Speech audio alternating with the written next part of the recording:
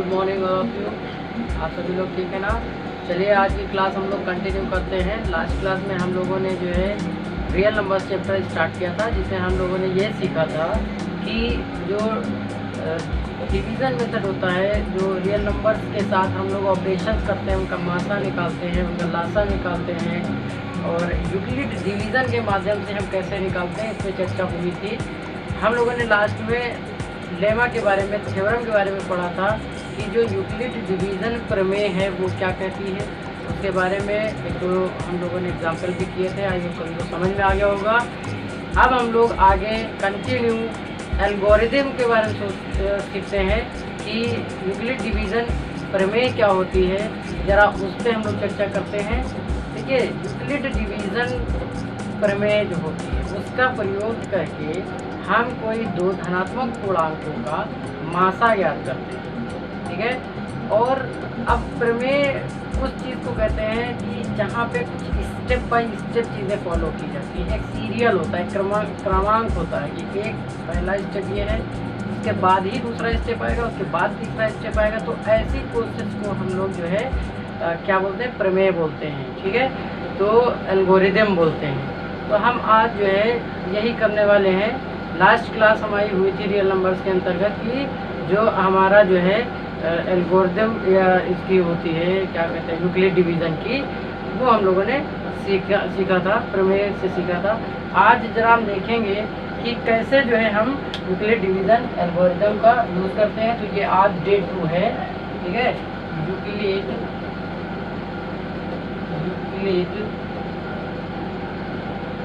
Division algorithm. अब इसमें क्या होता है, इसमें कोई दो पूर्णांक, धनात्मक पूर्णांक दिए होते हैं, दो हमारे पास नंबर होंगे, ठीक है। फॉर एग्जांपल मान लीजिए हमारे पास नंबर थे, एक ए है धनात्मक पूर्णांक और एक बी है।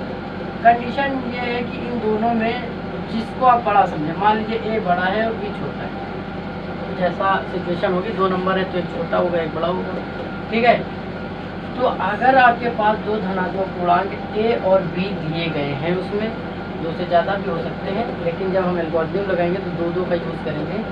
ए और बी दो धनात्मक पूर्णांक हमारे पास मिल गए, ठीक है। उनमें से हम कंपेयर कर लेंगे कि ए बड़ा है कि बी बड़ा है। फॉर एग्जाम्पल मैंने यहाँ पे लिया कि ए बड़ा है, ठीक है।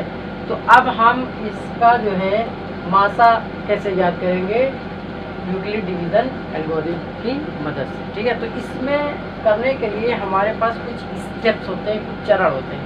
स्टेप 1 आपको ये करना है, जो आपका स्टेप 1 है, जो आपको ध्यान देना है।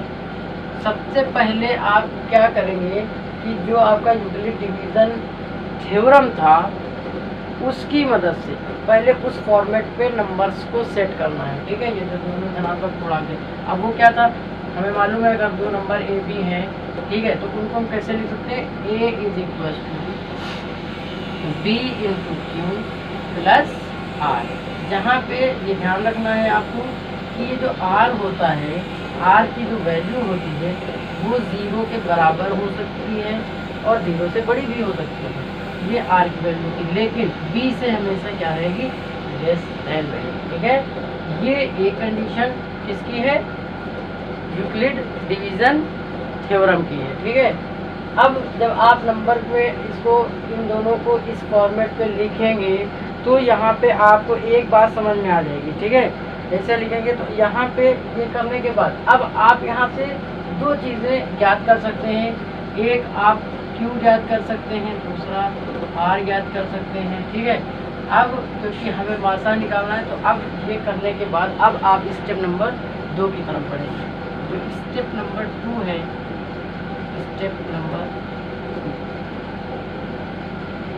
स्टेप नंबर 2 की मदद से उसमें आपको बी और आर पे कंसंट्रेट करना है कि बी क्या है और आर क्या है। अब जैसे ही स्टेप 2 पे गए, आप इस फॉर्मेट में जब उन दोनों नंबर को लिखेंगे, यूक्लिड डिवीज़न थ्योरम का यूज़ करके इस फॉर्मेट पे जैसे ही आप लिखेंगे तो आप वहाँ पे चेक करेंगे कि क्या आर की वैल्यू 0 है। आर की वैल्यू यदि 0 आ रही है, तो उस समय जो भी b का मान रहा है, उस समय पे जो भी आपका b का मान है, मतलब b के उस मान के लिए जब r क्या हो जाए, 0 हो जाए, तो ये आपका क्या कहलाएगा, मासा कहलाता है। ठीक है, यही आपको क्या कहलाएगा, मासा कहलाएगा। अगर ऐसा नहीं है, मान लीजिए r जो है, पहली तो ये बात हो गई। अगर ऐसा नहीं है कि r इक्वल टू 0 भी मासा हो जाता है, लेकिन r 0 नहीं है, यदि r जो है वो नॉट इक्वल टू 0 है, ठीक है, तो फिर r अगर 0 नहीं है तो b भी मासा नहीं होगा, उस समय ये मासा नहीं होगा। और हमें फिर से क्या करना होगा, जो अब हमारे पास डेटा बचा है, जो b बचा हुआ है, उसी को हम फिर से इस यूक्लिड डिवीजन थ्योरम के अकॉर्डिंग फिर से लिखेंगे, उस नंबर को फिर से लिखेंगे। अब ये चीज़ हम लोग एग्जाम्पल में समझेंगे। फिर से लिखने के बाद हमें जो तीसरा स्टेप करना है वो ये करना है कि तब तक हमें ये प्रोसेस यूक्लिड डिवीजन मेथड का लगाते रहना है जब तक कि हमारे r की वैल्यू 0 ना हो जाए। जिस वैल्यू पे आपको r का मान 0 मिल जाए, वही आपका b क्या हो जाएगा, मासा कहलाएगा। ठीक है, लगातार कंटिन्यू करते रहना है, continue, then r equals to 0, then b equals to HCF। ठीक है, जब r 0 हो जाएगा तब आपका जो b है वो HCF का काम करेगा। और एक खास बात ये होती है कि आप a और b का अगर HCF लेते हैं, HCF का मतलब मासा लेते हैं, ठीक है, अगर इनके मासा की बात करें, HCF मासा, ठीक है, मासा तो HCF कहते हैं, ठीक है, a और b का आप अगर निकालते हैं तो वो हमेशा बराबर होगा आपके b और r के मासा के। ठीक है, तो कहने का मतलब ये है कि आप गुणनखंड करके चाहे b और a और b से मासा ज्ञात कर लीजिए और इधर b और r से मासा ज्ञात कर लीजिए, तो आप देखेंगे दोनों के मान हमेशा क्या आएंगे, समान आएंगे। ठीक है, तो ये होता है यूक्लिड डिवीजन एल्गोरिथम। अब हम इस बात को जो हमने यहाँ पे एक्सप्लेन किया है, 3 पॉइंट बताए हैं। सबसे पहले दिए गए पूर्णांकों को यूक्लिड डिवीजन का प्रमेय का प्रयोग करके एक फॉर्मेट पे सेट करना, फिर उस फॉर्मेट में ये चेक करना b और r के मान, अगर r 0 है तो b मासा कहलाएगा, जो भी आपको मासा मिल रहा है। अगर r 0 नहीं है तो फिर b मासा नहीं होगा। उसके लिए फिर आपको तीसरा स्टेप फॉलो करना है, आपको फिर से नया डेटा आपको मिला है उसको फिर इसी फॉर्मेट पे लिखना है, पहले वाले फॉर्मेट के अकॉर्डिंग कंटिन्यू करते जाना है, तब तक करते जाना है जब तक r का मान 0 ना हो जाए। जैसे r का मान 0 होगा उस समय जो भी आपका b होगा, भाग देने वाला भाजक जो होगा, वही उसका क्या कहलाएगा, मासा कहलाएगा, HCF कहलाएगा, ये मासा बन जाएगा। ठीक है, और ये एक पॉइंट है जो ये बताता है कि चाहे आप a और b का मासा निकाल के अलग से रखिए और b और r का मासा निकालिए, तो आप पाएंगे कि दोनों की तरफ से मासा जो आएगा वो सेम होता है। हम लोग इसके क्राइटेरिया यूज़ करेंगे। चलिए एक एग्जांपल से इस बात को हम लोग समझते हैं।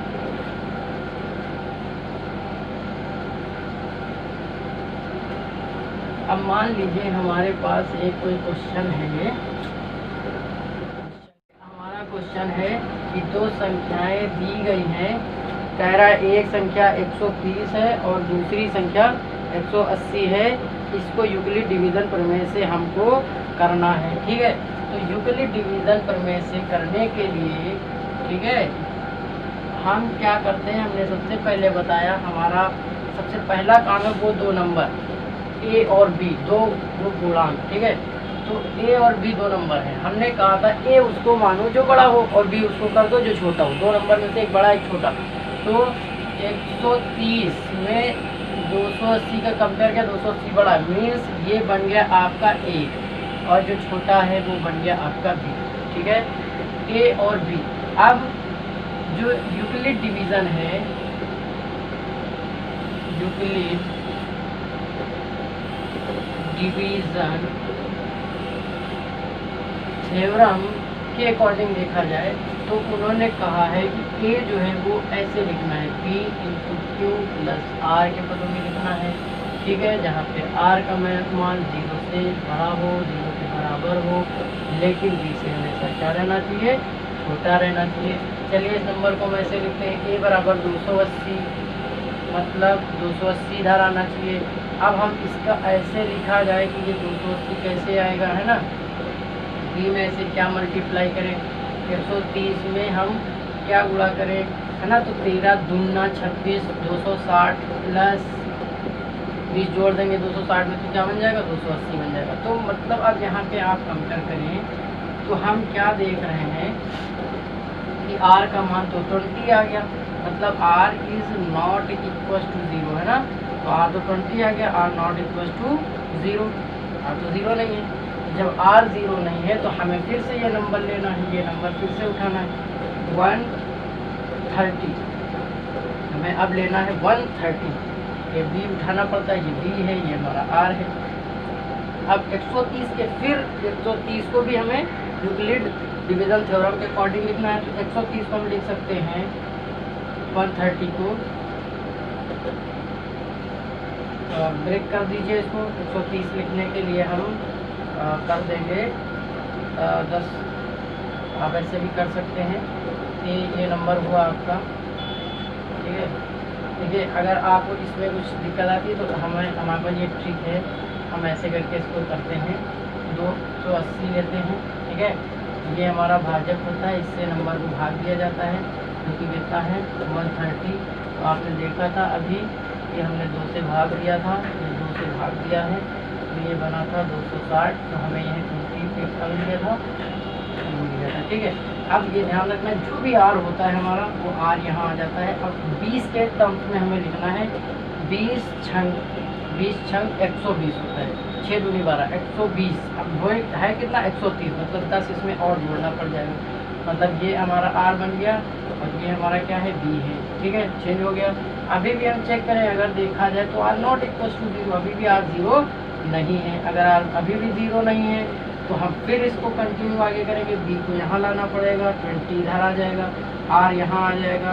अब 10 में क्या गुणा करें कि 20 आ जाए, तो 2 गुणा करें, क्या जोड़ें, 0 जोड़ें, है ना, तो ये हमारा बन गया। अब हम यहाँ चेक करें r की वैल्यू, तो r हमें यहाँ पे 0 प्राप्त होता है, मतलब जहाँ पे r 0 मिल गया वही वाला जो b कहलाएगा वो उसका क्या होगा, मासा कहलाएगा, जिस नंबर के लिए r जो है आपका 0 प्राप्त हुआ है। इसका मतलब आप यहाँ समझ गए, यहाँ पे अब जो हमारा मासा है, अतः जो मासा है इस दोनों नंबर का वो कितना है, 10 है, यही आंसर हुआ। आई होप सभी को समझ में आ गया होगा किस प्रकार से करना है। ये वाला जो भी आया है यही इसका क्या कहलाएगा, मासा कहलाएगा। तो एक बार मैं फिर से इसी को फ्लो में समझा देता हूँ। कोई भी 2 नंबर दिए होंगे, जैसे यहाँ पे दिए हैं 130 और 280, 2 पूर्णांक धनात्मक पूर्णांक है, इनका यूक्लिड डिवीजन एल्गोरिथम का प्रयोग करके मासा ज्ञात करना है। तो हम सबसे पहले उन दोनों नंबर्स का क्या करेंगे, हम ये चेक करेंगे कि इन दोनों नंबर्स में बड़ा कौन है। जो बड़ा होगा वो a होगा, जो छोटा होगा वो b होगा। 280 बड़ा होता है 130 से, तो 280 हमने a ले लिया और 130 को हमने b ले लिया।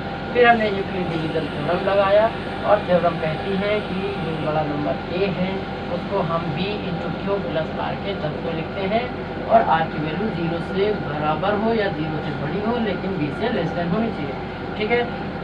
अब हम इस 280 को ऐसे ब्रेक करें कि ब्रेक करने पे इस फॉर्मेट में लिखा जा सके, है ना। तो हम 130 को अगर 2 से मल्टीप्लाई करेंगे, ये देखिए, ये पता करने के लिए आप ऐसे भी कर सकते हैं, 130 से डिवाइड करना है, इससे डिवाइड करना है, इसको डिवाइड करना है ना, 280 को, तो 20 क्या हुआ, बच गया हमारा, शेषफल बचा, ठीक है। भाजक कितना आया, भागफल आया 2, ठीक है।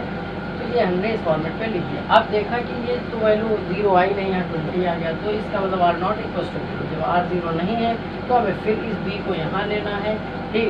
जो r वाला टर्म्स आया है उसके बदले में इसको लिखना है ना। 20 इंटू 6 किया तो हम देख रहे हैं अभी भी 10 बच रहा है, मतलब r 0 नहीं आ रहा है, 10 आ रहा है। फिर से कंटिन्यू यही करना, ये हमें तीसरे स्टेप में बताया है, लगातार ये फॉलो करते रहना है जब तक कि आंसर 0 ना आ जाए। तो अब देखिए, जब यहाँ से इससे हमने डिवाइड किया तो हमारी b की वैल्यू 20 थी, 20 को जब 10 से किया तो यहाँ r 0 प्राप्त हुआ। और जिस नंबर पे जब r 0 मिला वो उस समय बी की क्या वैल्यू थी, वही उसका क्या कहलाता है, मासा कहलाता है, हाईएस्ट कॉमन फैक्टर कहलाता है। तो आई होप ये सबको समझ में आ गया होगा। अब इसी प्रकार से अब चाहे 2 नंबर का आ जाए चाहे 3 नंबर का आ जाए, इस प्रकार से आने पर आप इजीली कर सकते हैं। और हमें लगता है ये आपको कायदे से समझ में आ गया है। आज इतना ही रखते हैं, नेक्स्ट क्लास में हम और इसके बारे में देखेंगे, उसमें कल